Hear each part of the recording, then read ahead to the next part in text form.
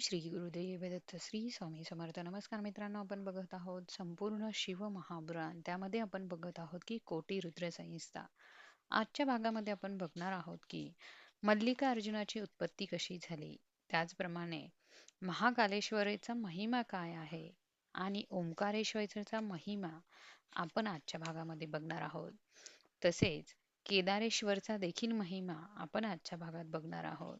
त्यासाठी व्हिडिओ शेवटपर्यंत नक्की बघा आणि तुम्ही जर चॅनलवर नवीन असाल तर चॅनलला सबस्क्राईब करा. जेव्हा शिव आणि पार्वतीने गणपती आणि कार्तिक स्वामींना पृथ्वी प्रदक्षिणा घालून येण्यासाठी सांगितलेले असताना, जेव्हा कार्तिक स्वामी पृथ्वी प्रदक्षिणा घालण्यासाठी जात असताना नारद मुनी त्यांना भेटतात आणि गणपतीने आई वडिलांना प्रदक्षिणा घालून पृथ्वी प्रदक्षिणा पूर्ण केल्याचे जेव्हा ते त्याला सांगतात, कारण शिव आणि पार्वतीने सांगितलेलं असतं की जो कोणी आधी पृथ्वी प्रदक्षिणा पूर्ण करेल त्याचा विवाह हा आधी केला जाईल.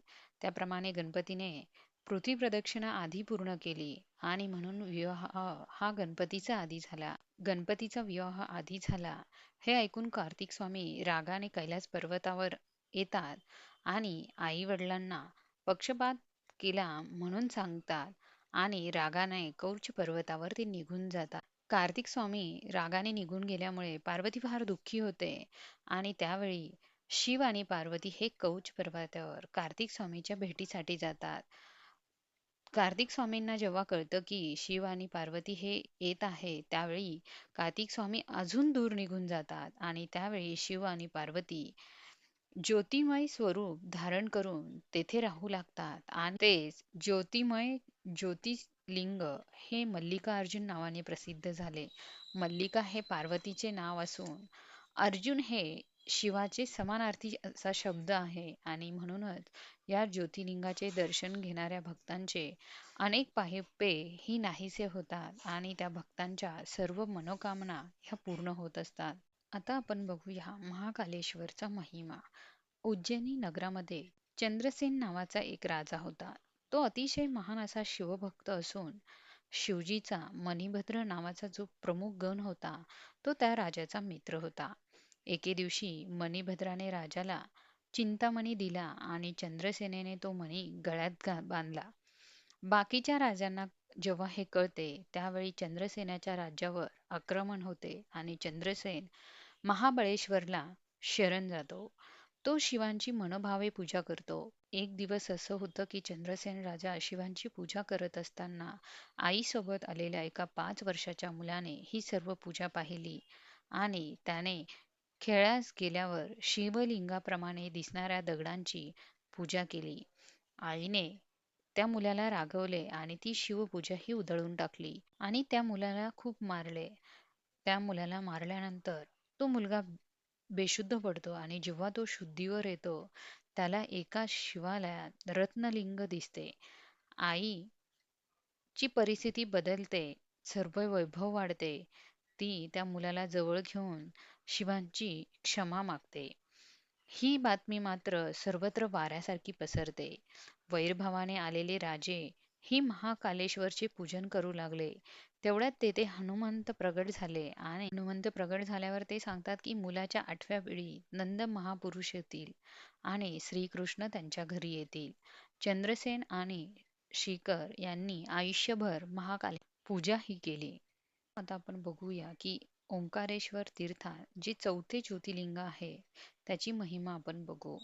एकदा नारद हे गोकर्ण क्षेत्री गेले असता बराच काळ शंकरांची सेवा करून ते विंध्य पर्वतावर आले. विंध्य पर्वतास म्हणतात की मेरू पर्वत सर्वात उंच आहे आणि त्याची बरोबरी कोणीही करू शकत नाही. नारदांचे हे विचार ऐकल्यानंतर विंध्याचल पर्वत हा अतिशय दुःखकष्टी होतो आणि त्यामुळे तो ओंकारेश्वरस येतो. तेथे तो पार्थिव लिंगाची स्थापना करून शिवांची आराधना करतो आणि त्याने शिवजींची अखंड सेवा केली त्यामुळे शिव त्याच्यावर प्रसन्न होतात आणि त्याला वर मागण्यासाठी सांगतात. विंध्य पर्वत शिवांना म्हणतो की माझ्या मनात जे येईल ते सफल होईल असा तुम्ही मला वर द्या. शिव त्याला तसा वर देतात. त्यामुळे विंध्याचल हा खूप आनंदी होतो. त्या ठिकाणी देव आणि ऋषी आले आणि त्यांनी शिवजींना तेथेच निवास करण्यास सांगितले. शिवांनी ओंकार लिंगाचे 2 भाग केले. ओंकार लिंगामध्ये ज्योतिर्लिंग स्वरूपात असून त्यांनी विंध्याचलाने स्थापन केलेल्या पार्थिव लिंगातही निवास केला. हे ज्योतिर्लिंग म्हणजे अमलेश्वर नावाचे ज्योतिर्लिंग आहे. ही ज्योतिर्लिंग वेगळी असून एकरूप आहे. ओंकारेश्वर आणि अमलेश्वर नावाने ती प्रसिद्ध आहे. विंध्याचल आपल्या स्वस्थानी परतला आणि त्याची वृत्ती देखील ही शांत झाली. मित्रांनो, आता आपण बघूया की केदारेश्वरचा महिमा. काय झाले की भगवान विष्णूचे नर आणि नारायण असे दोन अवतार झाले. ते बद्रिकाश्रमात तपश्चर्या करत असताना ते नित्याने पार्थिव लिंगाची पूजा करत असे. एक दिवस त्या लिंगातून शिव प्रकट झाले आणि त्यांनी वर मागितला की आपण पार्थिव लिंगात निवास करावा. एवढीच विनंती आहे. त्यावेळी शिव हे हिमालयाच्या केदार क्षेत्रात ज्योतिर्लिंग स्वरूपाने स्थित झाले. नर नारायणांनी त्यांचे पूजन केले. ते शिवलिंग केदारेश्वर नावाने प्रसिद्ध झाले. केदारेश्वराची पूजा केल्याने भक्ताच्या मनातील सर्व इच्छा ह्या पूर्ण होतात. एकदा पांडव केदार क्षेत्री आले होते आणि शिवजींनी आपल्या मायाने महिषाचे रूप घेतले आणि ते पळू लागले. पांडवांनी धावत धावून त्यांना शेपटी पकडली. तेव्हा ते उभे राहिले आणि शिव त्याच रूपाने तेथे स्थित झाले. त्या रूपाचा शिरोभाग नेपाळमध्ये प्रगट झाला आणि पांडवांनी तेथे राहून नेमाने पूजा केली. त्यामुळे शिवजींना त्यांना अनेक वर असे दिले. केदारेश्वर क्षेत्रात मात्र शिवांचा नित्य निवास आहे. जो कोणी भक्त बद्रीनारायण आणि केदारेश्वर यांचे दर्शन घेतो त्याचे अंतर्बाह्य जीवन हे आनंदी होते. लाखो भक्त बद्रीनाथ केदारनाथला जाऊन आपले जीवन मुक्त करतात. केदारेश्वर हे शिवप्रभू हे भारताचे स्वामी आहे. त्यांचा महिमा अगाध असा आहे. त्यांची नित्य नियमाने जो कोणी पूजा करतो त्याचे जीवन हे कृतार्थ बनते.